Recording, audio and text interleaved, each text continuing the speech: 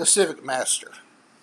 I wanted to do a video on the Cleveland Browns about them being cursed and this and that. And the reason I wanted to do a video on it is it got me thinking. I was watching a video of a Rams fan, and he did a video on the new Browns being cursed. The new, the reborn Browns from the 1999 version on. Um, and I just thought it was interesting because, it makes you wonder. I don't believe in curses or anything like that, but this is the NFL is built on parity.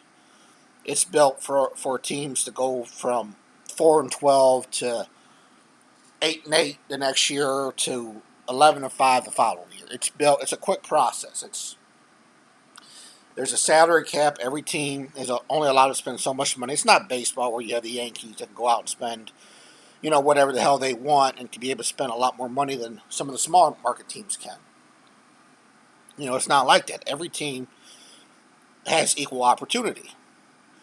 So it makes you wonder how a team could just be so bad. Are the owners that bad that they keep hiring incompetents, buffoons? So, it got me thinking about how much of it is incompetence and how much of it is bad luck.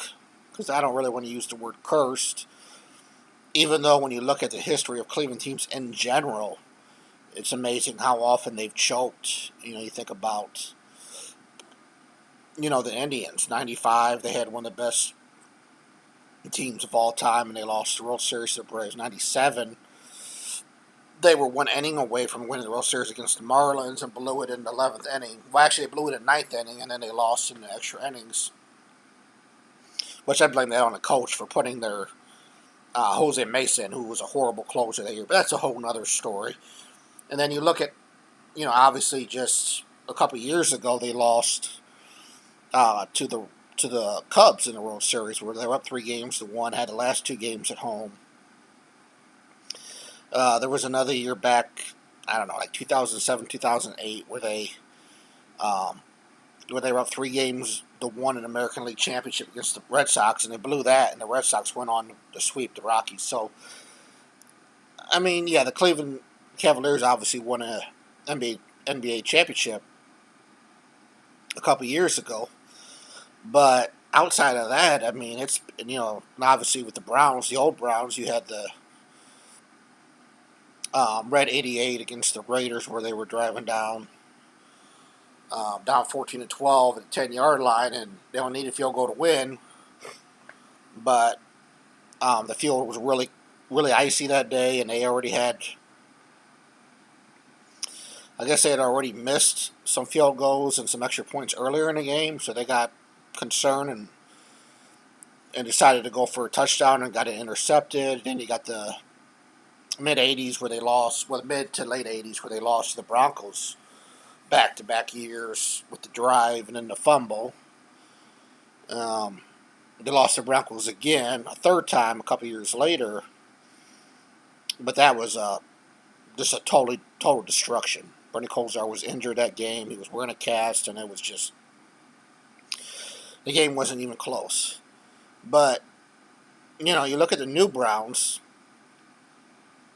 and in 1999 they had Chris Palmer, who was an offensive-minded coach who helped turn around who helped get Jacksonville started, who was an expansion team at the time. And, he did pretty decent when Jacksonville came over to Cleveland to be their head coach of the reborn Browns. And they drafted Tim Couch number 1 overall. And what a lot of people don't know about this is they had a hard time deciding between Akili Smith and Tim Couch. Think about that. And they had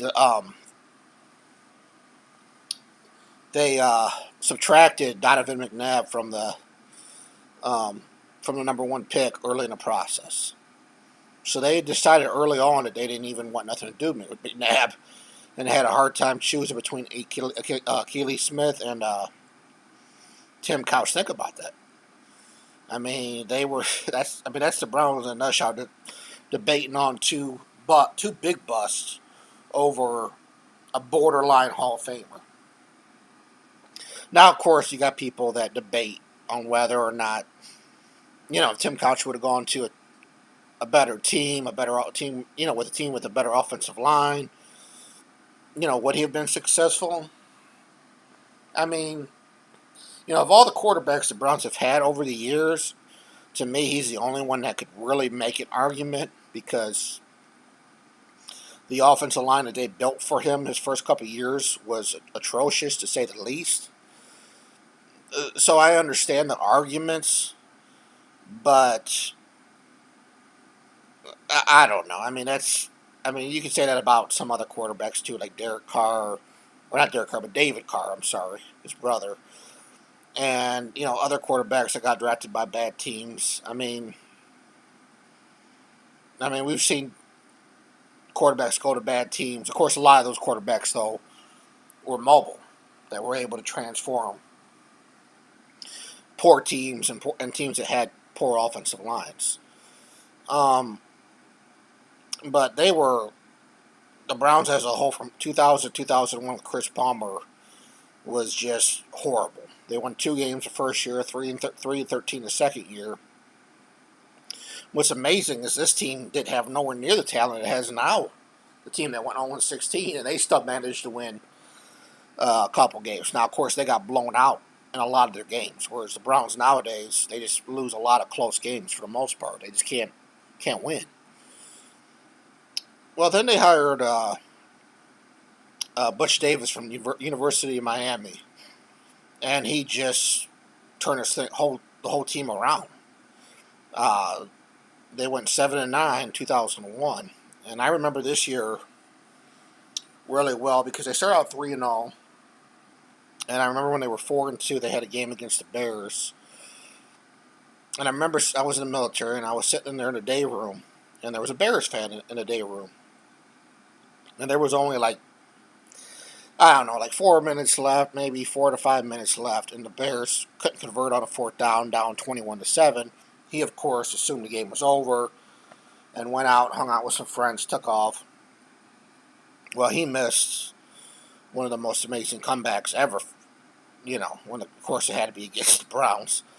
But with less than 2 minutes left, the Browns punted it back to the Bears. And I remember the announcers even said, the Bears will bounce back next week from this loss. But they didn't lose. They came back with 2 minutes to go. They drove down, scored a touchdown with 23 seconds, recovered the onside kick, and then they still had a couple timeouts, so they threw a couple passes, threw a Hail Mary, tied it, took the game to overtime, 21-all, and then the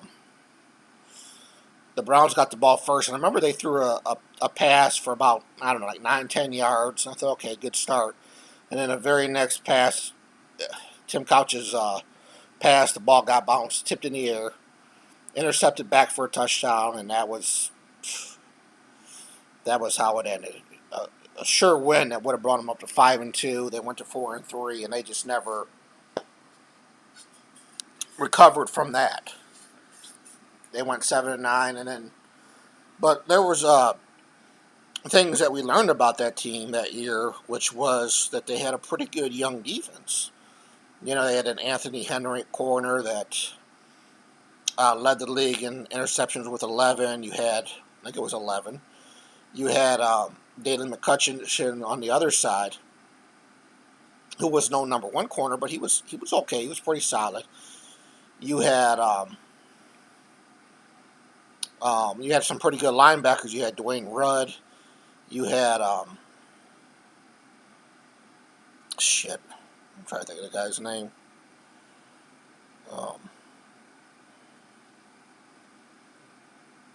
Jamar Miller. Jamar Miller, I can't remember how it was pronounced. But this guy was a sack artist. And so you had some pretty good linebackers. And then after the year was over, they went and upgraded and they had some good defensive line guys too. They had Courtney Brown and Gerald Warren. Now, we found out that, or Gerard Warren, I'm sorry. Now, Warren ended up being a big bust, but Courtney Brown was a really good player, but he could never stay healthy. So, going in 2002, the Browns upgrade. They went out and got Robert Griffin III to play safety, who was a real hard hitting safety. They got Earl Holmes from Pittsburgh, who was their leading tackler. They got Kennard Lang, who was a pretty solid defensive line guy that could rush the passer. So the Browns looked like going into 2002, they were going to have a top 10 defense. Well, then, their first preseason game, I believe it was against the Vikings, or was it against the Packers? I can't remember which one of the two it was against, but Jamar Taylor tore his ACL, and that was it. He never played again. And so right off the bat, we lost our sack leader, and that really, we knew the Browns were still going to be a tough defense, but that just really took the air out of the balloons. That was tough. But, we still had a lot of hope. Had Tim Couch, who was going to be playing his fourth year. We thought he was going to finally develop. They drafted William Green. Thought he'd be a really good running back for them. They had I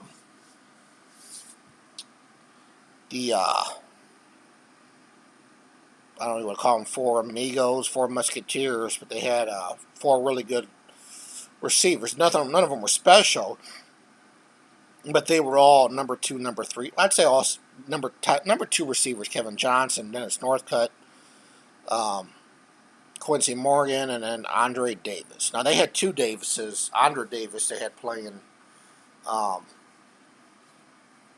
for their defense, but they had Andre, so it was just an E and an A that was different. And it was funny is all 4 wide receivers were drafted in the second round from each year, from 99 to 2002. And 2002 was just a crazy, bumpy ride for the Browns. One of the craziest years I'd ever watched. The first game, Tim Couch was out. He got hurt in either training camp or preseason. You got to remember, this was 16 years ago, so I don't remember all the ins and outs. But, they started at Kelly Holcomb, their backup. And it was a shootout against the Chiefs. And on the very last play, the Chiefs threw a little screen pass on their side of the field, and the guy was just on the left sideline was taking it down. Looked like he was going to score, and the Browns knocked him out at the 20-yard line maybe. And we thought that was it, last play of the game. And we saw a flag, and this doofus on the Browns, Dwayne Rudd, when the play was being developed, he almost got a hold of the quarterback, and he thought he sacked the quarterback. So out of excitement, he threw his helmet down. And because the game can't end on a defensive penalty, they got another play where they were already in field goal range, only down by a point. They got 15 yards from the unsportsmanlike penalty. So they got a field goal and they won the game. That's just the Browns in a nutshell, the way they find ways to lose. And then they had a game against Pittsburgh where they intercepted the ball at the end of the game. Or was it overtime? It was either the end of the game or in overtime. And I want to say overtime maybe. And they had the ball inside Pittsburgh's 40-yard line. And it was actually Andre Davis that intercepted the ball. No, Andra Davis. And they weren't aggressive. They weren't trying to get in better field goal range. So they ended up, doing these running plays and these, gadget plays, and they ended up having to try to kick, a fairly long field goal, 40-some yards. I don't remember exactly how long it was. It was 40-something. It wasn't like a super long, but it was still a fairly long kick. They could have gotten him in better position, got him a little easier kick to make. He missed the kick, and then Pittsburgh drove down, and it was on like a first down or second down. They went to kick a field goal, and it got blocked. But because they recovered it, they got to kick it again. I think the rules have been changed since then, but I mean that's just how. And then they kicked it, and of course they won the game. But you block a field goal, taking your on to get the ball back, and because they kicked it on a first or second down, they got to kick it again. I mean that's just nuts. But that's how the Browns lose. They find crazy ways to lose games, and. But to be fair to the Browns, they've had some games that year that they should have probably lost, that they won. They had a shootout with Tennessee where they were behind late in the game, came back and won that game. They had a game against Jacksonville late in the season, and Jacksonville was driving down inside the Browns' 10-yard line, and there was only maybe a minute to go, something like that, not a lot of time. I know it was less than 2 minutes. And it was 4th down and short, and Jacksonville elected to go for the field goal, which the way the Browns were playing on offense that day, you think that they would have been better off just going ahead and going for it, because even if they don't make it, they would have had the Browns backed up, inside that 5-yard line, and the way they were driving, I don't see any way they were going to drive down. I think they were down I think the field goal made it. I think it made it like a 4-point game. But the way the Browns were driving, you would have to for the Browns to get in field goal range, they would have had to get to Jacksonville's 30. So they would have had to travel probably at least 60, 65 yards. In the way that, and they would have had maybe a minute and a half. And the way that the Browns had been playing on offense that day, the way Tim Couch had been playing, it would have been hard to imagine them doing it. But because they kicked the field goal and did a little squint kickoff, the Browns got really good position right off the bat, and only needed a play to get right there at the 50-yard line, which put them in position to throw a Hail Mary, and that's what happened. They threw a Hail Mary and caught the ball and beat Jacksonville. I mean, usually that's how Browns lose games, but in that case, it was one of the times where they stole a game from somebody. So, I mean, that, like I just said, that was a crazy. I mean, all these games happened that same year. The Titans, the Chiefs game, the Steelers game. That game. I mean, it just.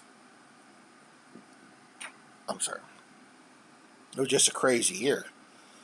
And then at the end of the year, they beat Atlanta.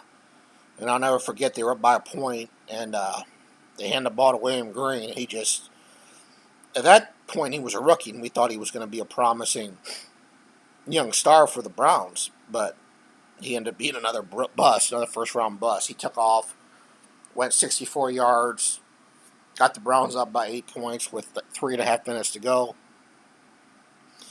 The Falcons mounted a late comeback attempt, drove down to the Browns, the 5-yard line, and they couldn't punch it in. But even if they would have punched it in, they would have had to make the 2-point conversion to tie it to put it in overtime.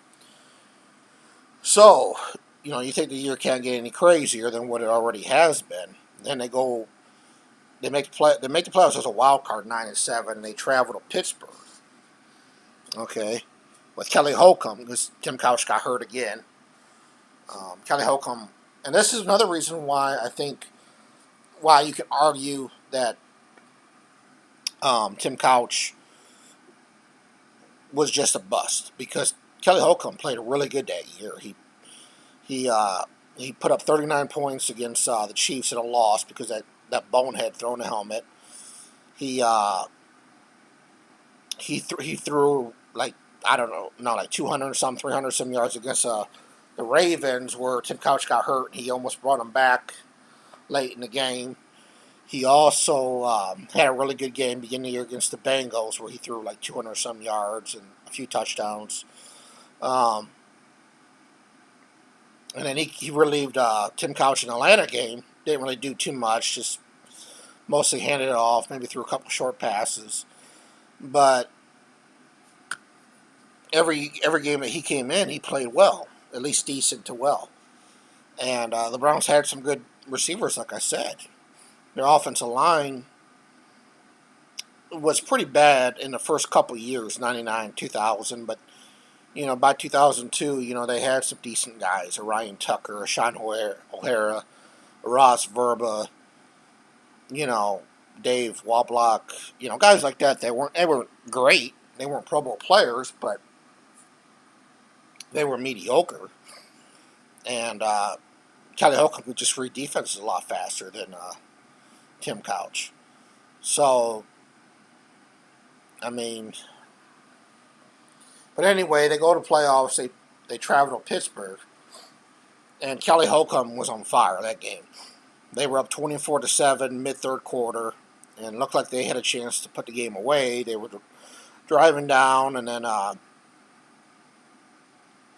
the Steelers got a penalty for hitting the quarterback late. Which is a 15-yard penalty. So the Browns were at like their 35-yard line, up 24-7 midway through the third quarter. And, you get the feeling with that drive that even if they would have just gotten a field goal, they probably would have put the game away. But Kelly Holcomb threw an interception, and that seemed like the change of the momentum. The Browns kept scoring, but the Steelers started getting hot after that on offense. The Browns were up 33-21 with less than 7 minutes to go, and just needed about another first down or two to close the door. And they did get a first down, but then Pittsburgh used some of their timeouts, got the ball with around 5 minutes, drove down, scored a touchdown with, I think it was about 3 minutes, maybe a little bit less than 3 minutes. So it was 33-28, and because I think they still had two timeouts. I know they used at least one. I think they just still had two timeouts. So they went ahead and, instead of kicking the onside kick, they kicked it off. And Dennis Northcutt, on third down, dropped the ball right in his hands. If he catches that, that's it. Pretty much game over, because the Browns would have been able to run the clock out, because they already forced Pittsburgh to use another of their timeouts. So Pittsburgh would have only had a 2-minute warning and one timeout to stop the clock. And but he dropped the ball, gave the ball back to Pittsburgh. Pittsburgh drove down, scored a touchdown, and that was it. The Browns almost came back at the very end with like 50 seconds left. They threw a couple nice passes and got down to Pittsburgh's 30-yard line, I think it was, but he didn't get out of bounds. They didn't have any timeouts to stop the clock. But that's Cleveland, finding ways to lose. So, but then 2003 comes.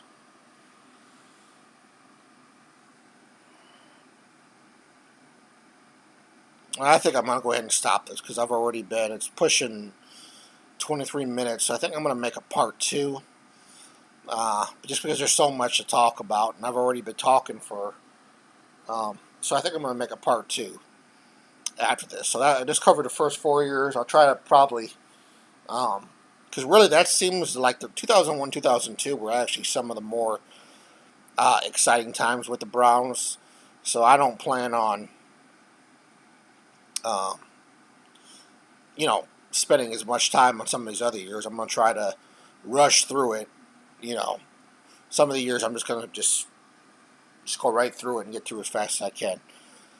Till next time, take care.